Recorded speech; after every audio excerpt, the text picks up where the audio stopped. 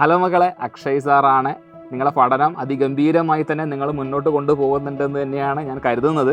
So നമുക്ക് examination വരാനുണ്ട്. So കുറച്ചുകൂടി സീരിയസ് ആവേണ്ട സമയമാണ്. കൃത്യമായി ഓരോ ചാപ്റ്ററിൻ്റെയും ഇമ്പോർട്ടൻസ് കൃത്യമായി നിങ്ങൾ മനസ്സിലാക്കേണ്ട സമയമാണ്.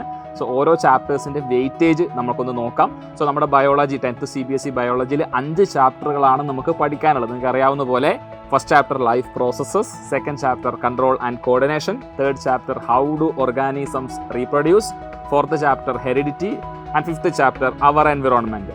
സോ ഇതിൽ നമ്മൾ ആദ്യത്തെ ചാപ്റ്ററിലേക്ക് നമ്മൾ പോവുകയാണെങ്കിൽ ലൈഫ് പ്രോസസ് എന്ന ചാപ്റ്ററിന് നിങ്ങൾക്ക് ഒരു 9 മുതൽ 11 മാർക്ക് വരെ തീർച്ചയായിട്ടും നമുക്ക് പ്രതീക്ഷിക്കാവുന്ന ഒരു ചാപ്റ്ററാണ്. നമ്മുടെ വെയിറ്റേജ് നോക്കുകയാണെങ്കിൽ കുറച്ചുകൂടി കൂടുതലുള്ളത് ഈ ഒരു ചാപ്റ്റർ തന്നെയാണ്. അവിടെ കീ ഫോക്കസ് ഏരിയയിലേക്ക് വരുമ്പോൾ നമുക്കറിയാം 4 ലൈഫ് പ്രോസസ് പഠിക്കണം. Nutrition, respiration, then transportation, excretion. ഇത് ആനിമൽസിൻ്റെയും പ്ലാന്റ്സിൻ്റെയും ഒരുപോലെ ഇമ്പോർട്ടൻസോട് കൂടി തന്നെ നിങ്ങൾ പഠിച്ചിരിക്കേണ്ടതാണ്. ഇനി രണ്ടാമത്തെ ചാപ്റ്റർ കൺട്രോൾ ആൻഡ് കോർഡിനേഷനിലേക്ക് വരുമ്പോൾ നമുക്കൊരു 3 മാർക്ക് മുതൽ 5 മാർക്ക് വരെ തീർച്ചയായിട്ടും പ്രതീക്ഷിക്കാവുന്ന ഒരു ഏരിയ തന്നെയാണ്. അവിടെ കൺട്രോൾ ആൻഡ് കോർഡിനേഷൻ ഇൻ പ്ലാന്റ്സും അതുപോലെ തന്നെ ആനിമൽസും നമ്മൾ പഠിക്കണം. അവിടെ നെർവസ് സിസ്റ്റം, ന്യൂറൽ കൺട്രോൾ പഠിക്കും. അതുപോലെ തന്നെ എൻഡോക്രൈൻ സിസ്റ്റത്തെക്കുറിച്ചും നമ്മൾ ആ ചാപ്റ്ററിൽ വ്യക്തമായി പഠിച്ചിരിക്കണം. എങ്കിൽ നമുക്ക് ആ ചാപ്റ്ററിലെ കംപ്ലീറ്റ് മാർക്കും നമുക്ക് സ്കോർ ചെയ്യാൻ പറ്റും. ഇനി മൂന്നാമത്തെ ചാപ്റ്റർ ഹൗ ഡു ഓർഗാനിസം റീപ്രൊഡ്യൂസിലേക്ക് വരുമ്പോൾ ഇതുപോലെ തന്നെയാണ്. 5 മുതൽ 6 മാർക്കിന് വരെ നമുക്ക് ചോദ്യങ്ങൾ പ്രതീക്ഷിക്കാവുന്ന ഒരു ഏരിയ ആണ്. അവിടെ നമ്മൾ ഡിഫറെൻറ്റ് ഓർഗാനിസത്തിൻ്റെ മോഡ്സ് ഓഫ് റീപ്രൊഡക്ഷൻ നമ്മൾ പഠിക്കും. അതുപോലെ തന്നെ നമുക്ക് ഹ്യൂമൻ റീപ്രൊഡക്ഷൻ പഠിക്കാണ്ട് ഹ്യൂമൻ റീപ്രൊഡക്റ്റീവ് സിസ്റ്റത്തെക്കുറിച്ചും നമ്മൾ പഠിക്കും.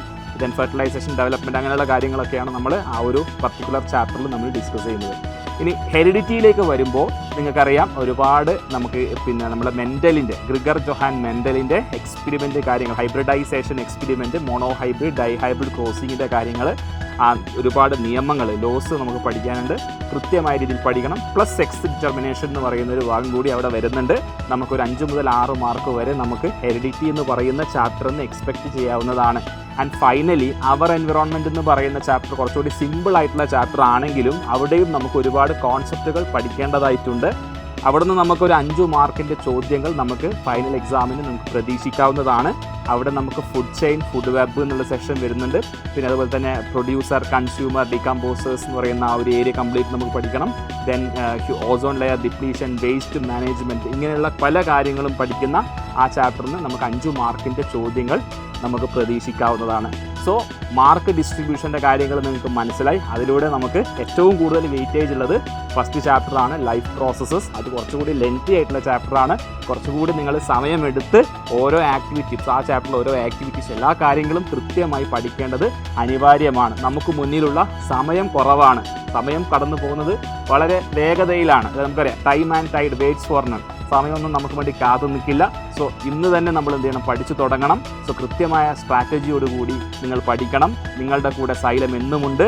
എല്ലാവർക്കും വിജയാശംസകൾ നേർന്നുകൊണ്ട് നിർത്തുന്നു. ബൈ.